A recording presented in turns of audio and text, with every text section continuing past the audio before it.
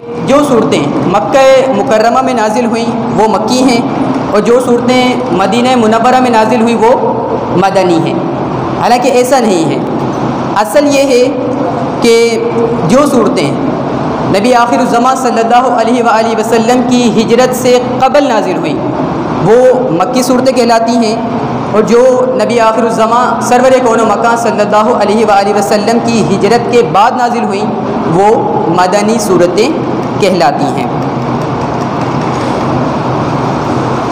سورۃ الفاتحہ کا آغاز اور قرآن مجید کا آغاز سورہ توبہ کے علاوہ بسم اللہ الرحمن الرحیم سے ہوتا ہے۔ نبی کریم صلی اللہ علیہ وآلہ وسلم نے اس بات پر اتنا زور دیا کہ جب تم میں سے کوئی دروازہ بند کرے تو بسم اللہ الرحمن الرحیم پڑھ کر بند کرے، اور جب تم میں سے کوئی برتن کو ڈھکے تو بسم اللہ الرحمن الرحیم پڑھ کر برتن ڈھکے۔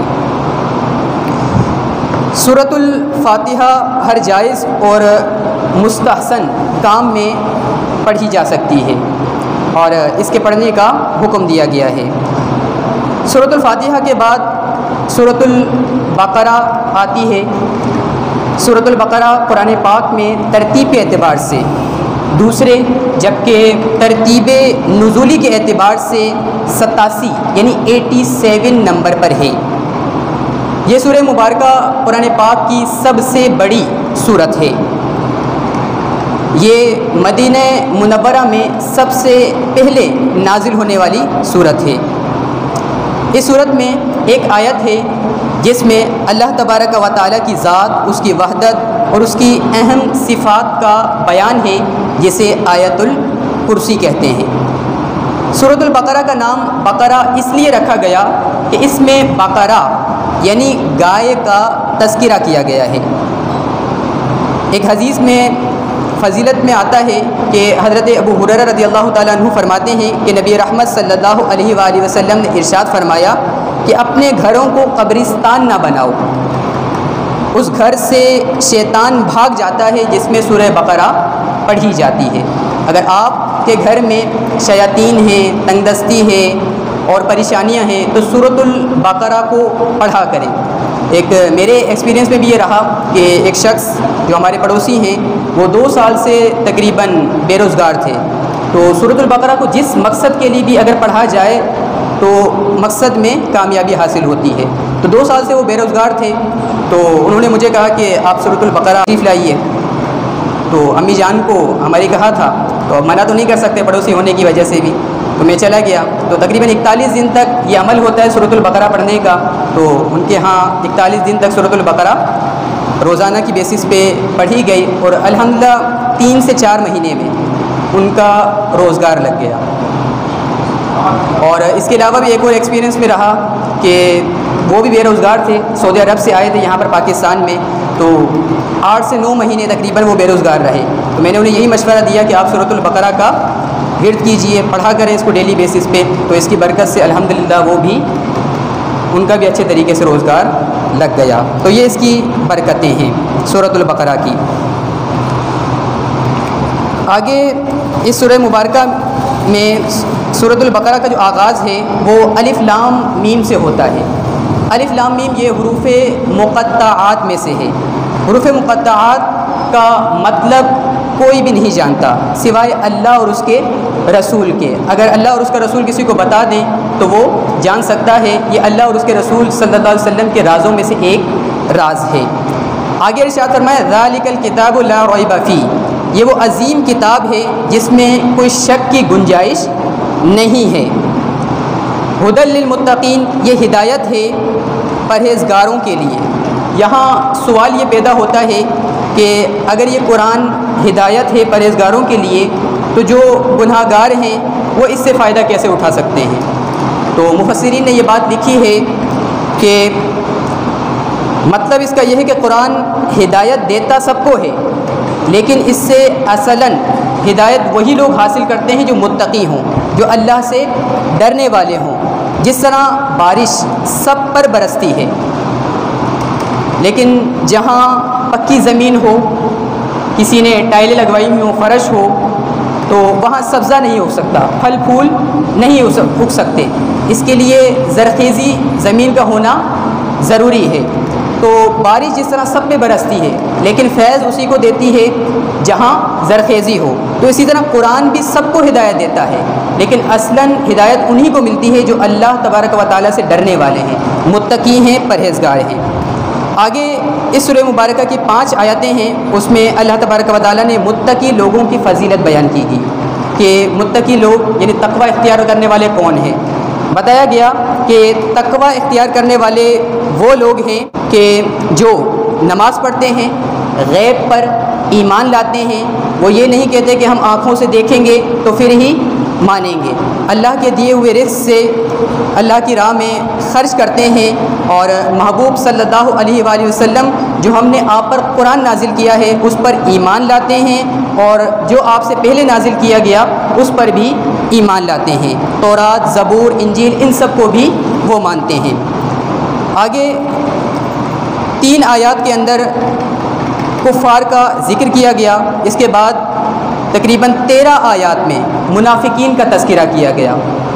منافقین یہ خطرناک لوگ ہیں، یہ بڑے خوفناک لوگ ہیں، یہ وہ چھپی ہوئی بیماری ہے کہ جس کو تھوڑا پکڑنا مشکل ہے۔ کچھ بیماریوں کے بارے میں ڈاکٹر کہتا ہے نا کہ یہ خاموش قاتل ہیں، قتل کر دیتی ہیں پر پتہ نہیں لگنے دیتی، تو اسی طرح منافقین کا ٹولہ بھی ہے۔ کہا جاتا ہے، قرآن بتاتا ہے ہمیں کہ نبی پاک صلی اللہ علیہ وآلہ وسلم کی بارگاہ اقدس میں کچھ منافقین نے شرارت کی۔ شرارت ان کی یہ تھی کہ کہنے لگے کہ نبی آخر الزمان صلی اللہ علیہ وسلم فرماتے ہیں کہ ہم سے جو کچھ پوچھ لو، آج تم جو پوچھنا چاہتے ہو وہ ہم سے پوچھ لو۔ تو کہتے ہیں کہ ہم تو ان کے پیچھے نمازیں پڑھتے ہیں، انہیں اتنا بھی پتہ نہیں، انہیں کیا پتہ ہے، یعنی حضور کے علم پر اعتراض کرتے ہیں۔ جمعہ کا دن تھا، حضور جان عالم صلی اللہ علیہ وسلم ممبر پر تشریف فرما تھے، فرماتے ہیں کہ تم لوگ میرے علم پر اعتراض کرتے ہو، سنو۔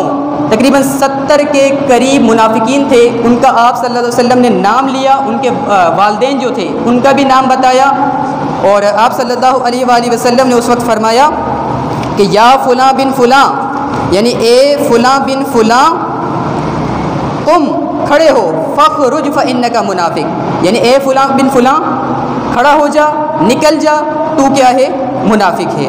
تو تقریباً 70 کے قریب یہ منافقین تھے، آپ صلی اللہ علیہ وسلم نے ان کا نام مع ولدیت بتا کر انہیں مسجد سے نکال دیا، اور ان میں سے کچھ تو ایسے تھے کہ انہیں اپنے باپ کا پتہ نہیں تھا، تو آپ صلی اللہ علیہ وسلم کے بتانے سے انہیں اپنے باپ کا بھی پتہ چل گیا، شناخت ہو گئی اصل۔ تو کہتے ہیں کہ جب یہ 70 کے 70 مسجد سے نکل گئے تو حضرت عمر رضی اللہ تعالی عنہ جمعے کے لیے آ رہے تھے، آپ لیٹ ہو گئے تھے، تو حضرت عمر نے دیکھا کہ اتنے سارے لوگ نکل گئے، شاید جمعہ ہو گیا ہے، تو پوچھا کہ کیا جمعہ ہو گیا ہے؟ تو ان کا جو سردار تھا اس کا نام تھا عبداللہ بن ابی سلول، وہ کہنے لگا کہ چپ ہو جا۔ حضرت عمر کو کہنے لگا کہ جی جی جی جمعہ ہو گیا ہے۔ تو حضرت عمر نے فرمایا چلو کوئی بات نہیں، جمعہ ہو گیا ہے تو میں جا کے مسجد میں اندر حضور جان عالم صلی اللہ علیہ وسلم کی زیارت ہی کر لیتا ہوں۔ تو حضرت عمر رضی اللہ تعالیٰ عنہ مسجد میں تشریف لے گئے، تو پیچھے سے منافقین کہنے لگے اپنے سردار کو کہ اب تو ہم اگر حضرت عمر رضی اللہ تعالیٰ عنہ کو پتہ چل گیا کہ تم نے جھوٹ بولا ہے وہ تو تمہیں چھوڑیں گے نہیں۔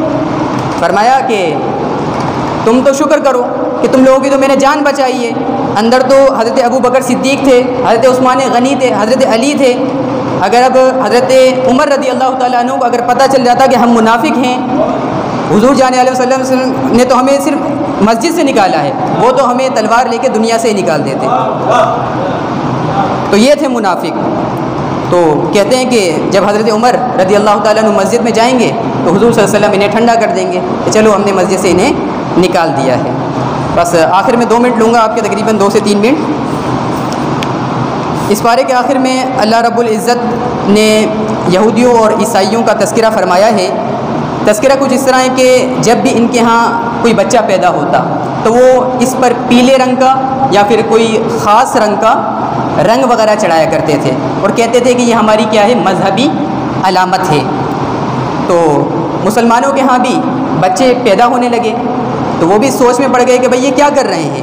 تو اس وقت اللہ رب العزت نے ارشاد فرمایا صبغۃ اللہ، یعنی رنگ صرف اللہ کا ہی ہے.